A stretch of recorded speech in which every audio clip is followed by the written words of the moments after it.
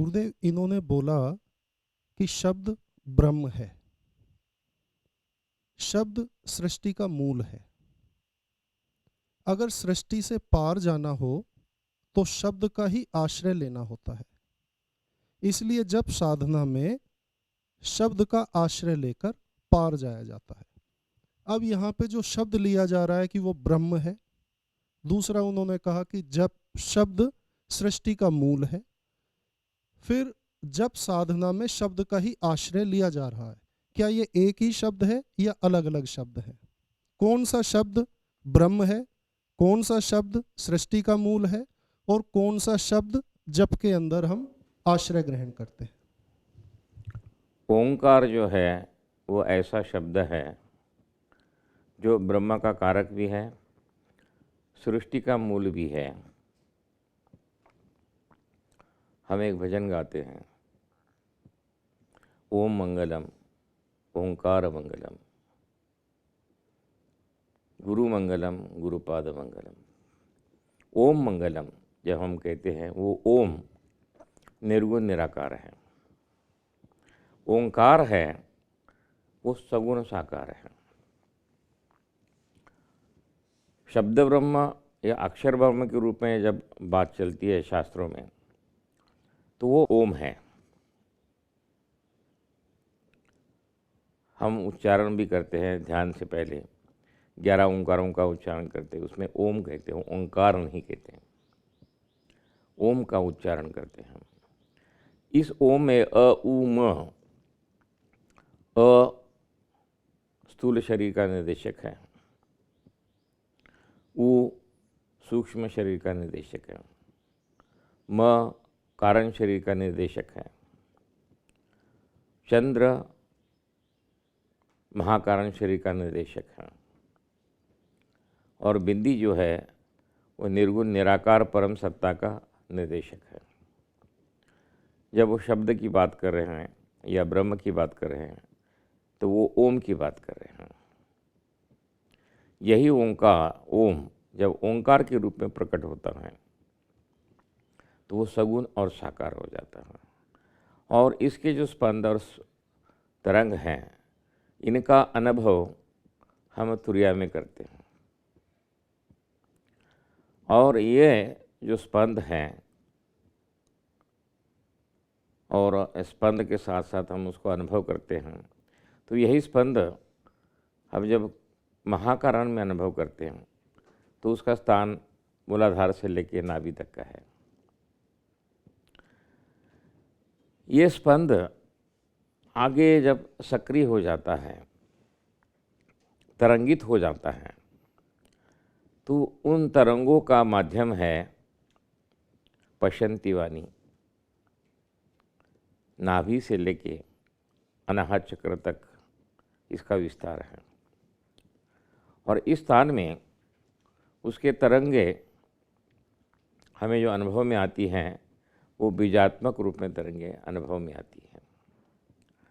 ये तरंगे आगे विस्तारित होती है तो सूक्ष्म शरीर तक पहुंच जाती है, और उसका स्थान है अनाहत चक्र से या हृदय चक्र से लेके विशुद्ध चक्र तक जाती है। ये उसका विस्तार है। और ये तरंगे आगे विस्तारित होती है तो अक्षर या मातृकाओं के रूप में सगुण साकार रूप में प्रकट होती है, जिसको हम सृष्टि कहते हैं। हम व्यक्ति का नाम निर्देश करते हैं या वस्तु का नाम निर्देश करते हैं वैखरी वाणी में, तो वो सृष्टि निर्माण है। एक और सहज सरल तरीका आपको समझाते हैं। अंग्रेजी में शब्दों को वर्ड बोलते हैं, WORD, और बीच में एक डंडी पड़ते ही वही वर्ड वर्ल्ड हो जाता है, यानी संसार हो जाता है। उन्हें भी यही अभिप्रेत रहा है कि शब्द से सृष्टि का निर्माण होता है। उनके वहाँ 26 अक्षर हैं, हमारे यहाँ 16 शुद्ध स्वर है, 4 साइलेंट स्वर हैं और 36 व्यंजन हैं। कुल मिला के ये 52 मातृका होती है और 52 मातृका ही संसार है, सृष्टि है या सगुण साकार ब्रह्म है। जहाँ तक शब्द की बात है, हम प्रकट संसार को वैखरी वाणी से ही प्रकट करते हैं। जो भी हम कहना चाहते हैं, ये कुर्सी है, ये दीपक है, ये पंकज है, तो हम ये जब नाम ले रहे हैं तो उनका सीधा सीधा संबंध उन सगुण साकार आकारों के साथ, वस्तुओं के साथ और व्यक्तियों के साथ जुड़ा हुआ है। जब शब्दों से परे होने की बात चलती है, शब्दातीत होने की बात चलती है, तो हम शब्द के सगुण साकार रूप को छोड़ देते हैं और आगे हम बढ़ते हैं तो वो है मध्यमा वाणी। मध्यमा वाणी का क्षेत्र जो है वो भावात्मक है। मैं आपको जब पानी कह रहा हूँ तो पानी आप महसूस कर रहे हैं, समझ में आ रहा है आपको, ये वैखरी है। अब जब मैं मध्यमा की बात कर रहा हूँ तो उसका भाव से संबंध आता है। भाव का मतलब आपने पानी पिया है, चखा है, तो वो जो चखना और वो जो भाव है, वो भाव की अनुभूति आप करते हैं। आगे जाके जब पश्यन्ति वाणी की बात आती है तो उसका जो मूल रूप है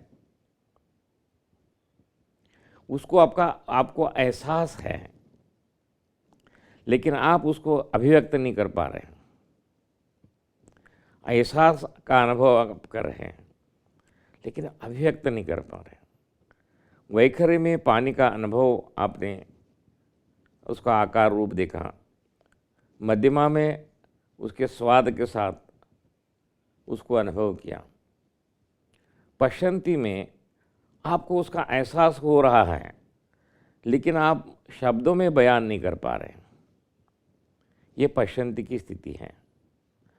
और इसी तीनों स्तर को जिस सतह पे ये स्पंदित हो रहे हैं, वो चौथा स्तर है, वो परा है। ये जो परा है चैतन्य का अत्यंतिक शुद्ध स्वरूप है और ये परा का स्तर संकुचित हो जाता है और वो स्वस्वरूप में निपट जाता है। वो निर्गुण निराकार स्थिति है।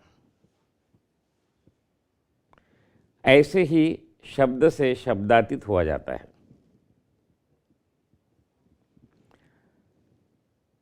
शब्दों के माध्यम से ब्रह्म का अनुभव आता है, वो है तुरिया, वो है परावाणी। और ब्रह्म से परब्रह्म की अनुभूति है, वो तुरिया से तुर्यातीत स्थिति है, वहाँ परब्रह्म का अनुभव होता है। यहाँ उन्हें यही अभिप्रेत है, शब्द से शब्दातीत होना, ब्रह्म से परब्रह्म की स्थिति को अनुभव करना। नित्यानन्दं नमाम्यहम्।